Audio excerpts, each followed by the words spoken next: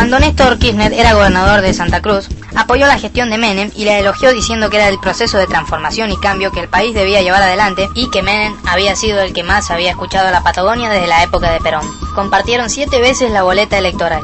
Néstor presionó, hizo los trámites, le costó, pero lograron la privatización de YPF. De no haber sido por él, no hubiera sido posible. Las regalías que obtuvo y los negocios con ella son los dichosos fondos de Santa Cruz, algo de $1.000 millones que Néstor puso en cuentas bancarias fuera del país a nombre de él y los hizo desaparecer. En sus años de gobernador, Néstor y sus funcionarios fueron demandados decenas de veces por diversos delitos y actos de corrupción administrativa, pero la justicia estaba bajo su control gracias al manejo de las personas a cargo de estas, y entonces hacían mandar a un cajón o desaparecer las causas.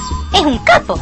En 2002, Eduardo Duhalde se retira de su corto periodo de presidencia y presenta a su candidato, Néstor Kirchner, el cual fue elegido por el 22% de los votos, y Menem, que tenía el 24%, se baja de la segunda vuelta, dejándolo asumir en el 2003. 4 años después, al cumplir su presidencia, Néstor presenta a su esposa como candidata. Cristina gastó más de 7.853.000 pesos en 5 viajes al exterior como candidata, por Francia, Ecuador, Venezuela, México, Estados Unidos, España, Alemania y Austria, con algunos gastos como habitaciones de lujo de $3.420 la noche, coches con chofer a $700 diarios, cenas de $300, $8.570 en propinas dejaron, más de lo que dejaría Bill Gates, y otras cositas como alquileres de aviones y vinos de $160 la botella. Según el oficialismo, el gasto de campaña de Cristina fue de 17 millones de pesos, pero investigaciones de organizaciones y periodistas determinaron que son 130 millones de pesos con fondos públicos, es decir, los pagamos nosotros. En propaganda oficial para la televisión, durante 2007 se gastaron 270.729.000 pesos.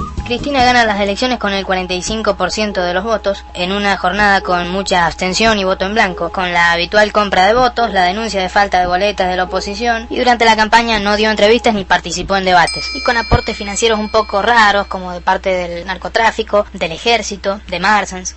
Pavadas.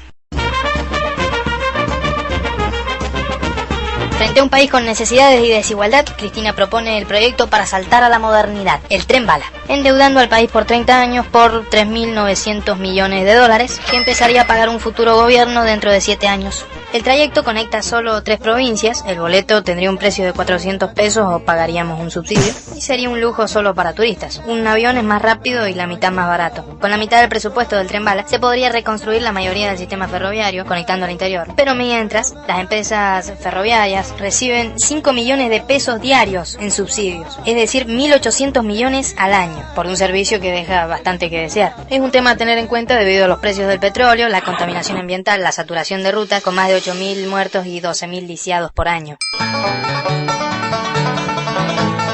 Guillermo Moreno, el capitán del INDEC, nos ofrece desde el año 2007 datos que son una mentira. Han alterado los índices y obligan con patotas a empleados a cargar datos falsos. Hicieron renunciar a la directora de precios al consumidor y fue reemplazada por una funcionaria cercana a Moreno. Según consultoras independientes, la inflación de 2008 anduvo en el 30%. El INDEC dijo que era del 7,2%. Los tarifazos a principios de 2009, con aumentos de 100, 200, 300% en servicios, tasas, impuestos, energía, transporte, educación, parecen no ser registrados.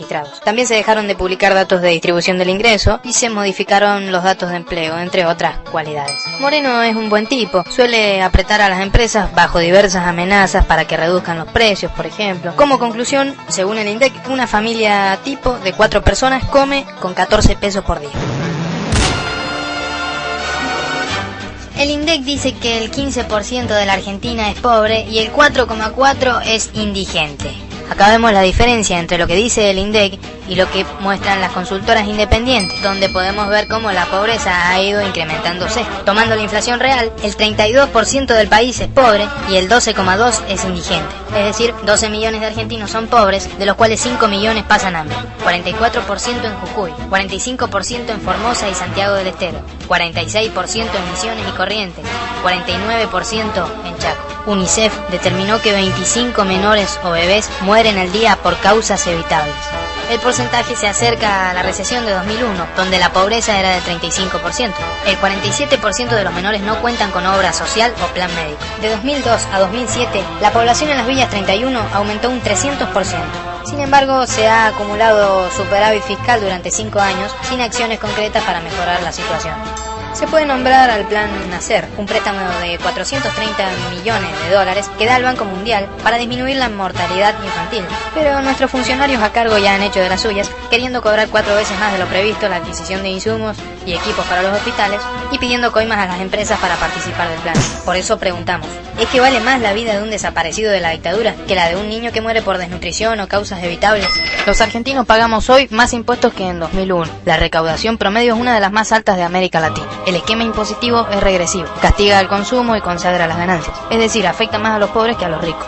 Después de 5 años de crecimiento, con la economía y el poder a favor, ¿sigue siendo todo culpa de Menem?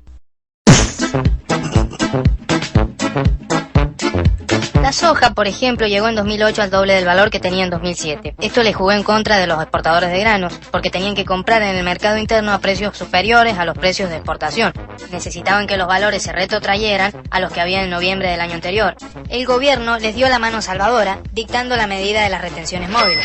Desde enero del 2007 a mayo de 2008, sobre un volumen de exportación de 21.268 millones de dólares, se recaudaron por retención 4.984 millones de dólares, es decir, el 23,4%, cuando supuestamente tendría que haberse recaudado 6.432 millones de dólares. La diferencia de 1.447 millones de dólares es una estafa de los exportadores al fisco que es pagada por los productores. Esta es la lista de los exportadores que se quedan con cientos de millones de dólares.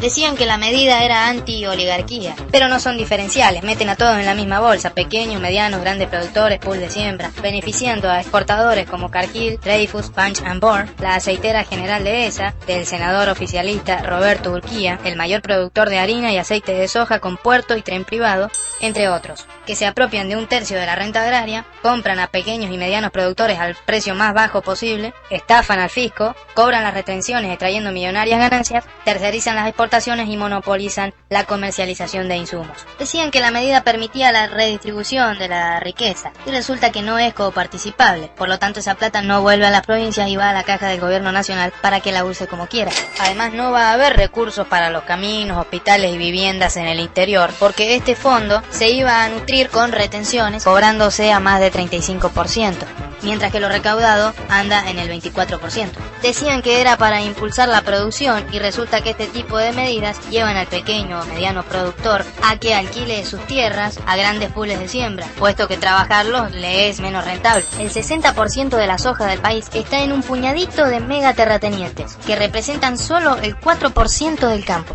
Estos nuevos megaterratenientes son Cresut, del grupo Edelstein, y grandes propietarios yanquis, Adecoagro, de George Soros, Liag, de uno de los principales terratenientes australianos, y Grobocopatel, uno de los principales pools de siembra de soja. La medida de aumentar las retenciones de manera indiferenciada para los 60.000 pequeños productores fue tomada por Kirchner en las oficinas de Puerto Madero que le presta el mayor terrateniente del país, Eduardo Edelstein, el dueño de Cresut. Hagamos una comparación. Luciano Míguez, el gran criticado de la sociedad rural, tiene 2.200 hectáreas en la provincia de Buenos Aires. El grupo Bember, 143.000 hectáreas. El grupo Werdein tiene 100.000 hectáreas en la provincia de Buenos Aires. Liag tiene 120.000 hectáreas. Grobocopatel opera sobre 120.000 hectáreas.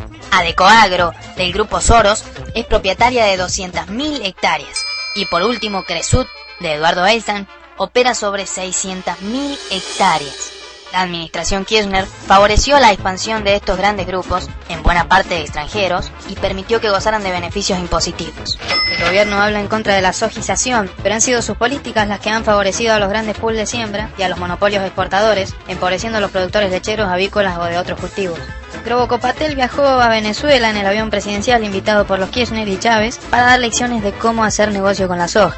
El productor declaró con claridad el objetivo de los grandes pools de siembra, que es sacar a los pequeños productores. Además, los Kirchner han alquilado terrenos fiscales militares a Grobocopatel y a Adecoagro.